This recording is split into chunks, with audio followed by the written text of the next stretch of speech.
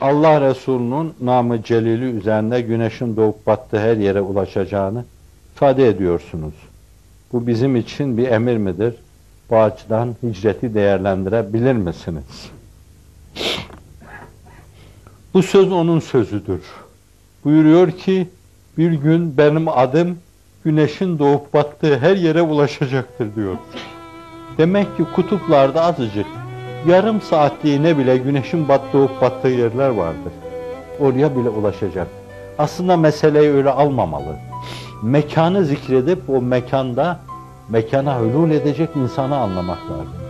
Yani gecesi gündüzü olan insanların bulunduğu her yere benim namım ulaşacaktır.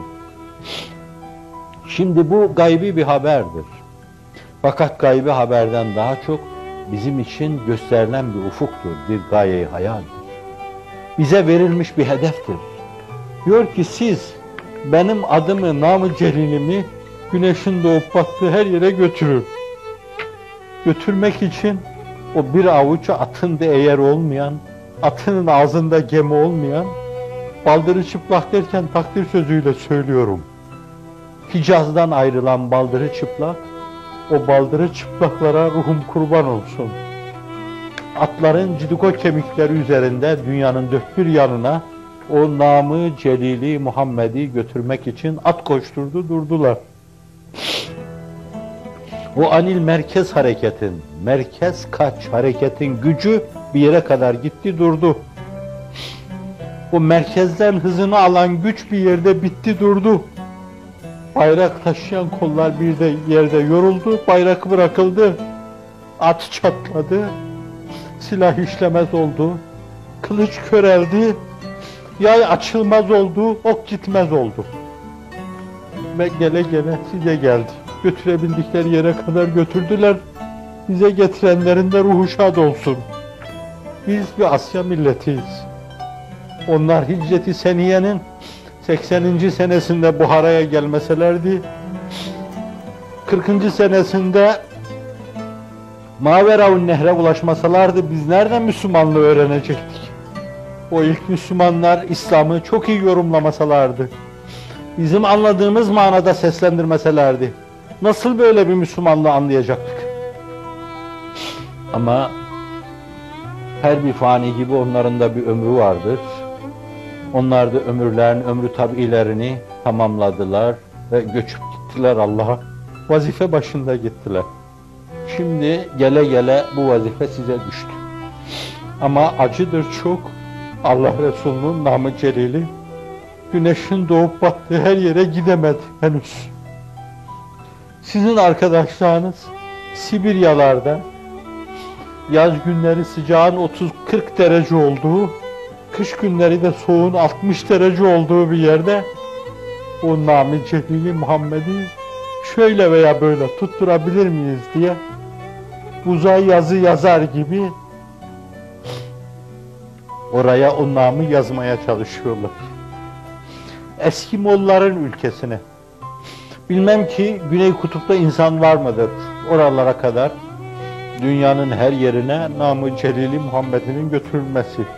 Bırakın buraları da bir Almanya'ya gidin, dünya kadar yer gezersiniz de ruhi ravani Muhammed'i minarelerde şehbalatmaz. İngiltere'de dünya kadar yer dolaşırsınız da ezan sesi duymazsınız. Camileri vardır belki ama sizin camilere benzemez. Müezzinleri kapalı yerde ezan okur. İmamların sesi sokağa taşmaz. Oralarda sokakları da alacak şekilde gürül gürül namaz kılınmaz. Itri'nin bestesiyle salatı selamlar okunmaz. Allahu Ekberler denmez. Bu Allah Resulü'nü kaldığım sürece ben oralarda çok garip hissettim. Çok az anılıyorsun ya Resulallah. Herhalde çok gurbet yaşıyorsun buralarda dedim kendi kendime. Bir senden evvel ama senden küçük o peygamberlerin haline bakıyorum. Bir Amerika'da bakıyorum, Davud'un sesi senden yüksek çıkıyor. Süleyman'ın sesi senden yüksek çıkıyor. İsa'nın sesi senden yüksek çıkıyor. Musa'nın sesi senden yüksek çıkıyor. O seslere de ruhum kurban. Ama senin sesin bir sporda başarılı olamamış takımın bayrağının birkaç adım aşağıda olması gibi. Namı Celil'ine baktıkça aşağıda görüyorum ve içimi yiyor adeta. Oralara bile Namı Celil-i Muhammed'i götürülememiş. Biz mi vefasızız? Bize yakın olan bizden evvelkiler mi vefasız? Tarih mi vefasız? Tarihseller mi vefasız? Kim vefasız demeyeceğim. Ama herhalde dostun vefasızlığı bahis mevzu, düşmanın husumetinin yanı başında. Bunun için güneşin doğup battığı her yere mutlaka ulaşmamız lazım. Bunu ister bir emir telakki edersiniz sahibinden, ister bir gayeyi hayal telakki edersiniz. Sizin için bir ufuk, bir hedeftir. Buraya ulaşın demiştir ümmetine. Ve isterseniz onu henüz vakti gelmemiş, gayipten verilen bir haber telakki edersiniz. Demek ki Allah Resulü olacak bir şeyi söylüyor. Madem bu olacaktır öyleyse, bence bunu oldurmaya çalışmalıyız. O olacak şeyin yanında Allah'ın inayeti vardır, Allah'ın keremi vardır, Resul'ün şefaati vardır. Allah Celle Celaluhu sizi tutup kaldıracaktır. Allah sizi tutup kaldıracaktır. Allah'ın inayet ve keremiyle. Bunu ben bir işarete binaen söylüyorum. Sizin tutulup kaldırıldığınıza dair bir işarete binaen söylüyorum. Ama müsaadenizle onu açamayacağım. Çünkü mezun değilim onu açmaya. Onunla benim aramda bir sır olarak kabul edeceğim. Eğer tutulup kaldırılmayı düşünüyorsanız, dağınıklığının giderilmesi ve toparlanmayı düşünüyorsanız, bu işe sahip çıkın. İslam'ın dağlık şemlini bir araya getirin. Ki Allah da sizi dağınıklıktan kurtarsın, derlenip toparlanmanıza yardımcı olsun ve tutsun, sizi tutup kaldırdığınız hakla beraber kaldırsın. Hakkı koyacağı yere koysun. Hak sahiplerini, ihkaka hak yapanları hakkı kaldırıp koyduğu yere koysun. Ben sizden fazla bir şey istemiyorum. İstemeye hiç hakkım yok. O konumda da değilim. Ama başlattığınız şu şeyi devam ettirmenizi istirham ediyorum.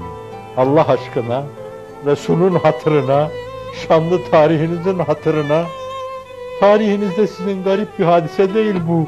O kadar çok tekerrür etmiş, o kadar çok baskısı yaşanmış, o kadar çok şablonu var ki, size diyorum bu kanevçe üzerinde hayatınızı ördüğünüz zaman, örgülediğiniz zaman bu kendi kendine gerçekleşecektir Allah'ın inayet ve keremiyle. Bu başlamış bir iş. Yarıda bırakmayın. Bir kırık plak gibi kalmasın.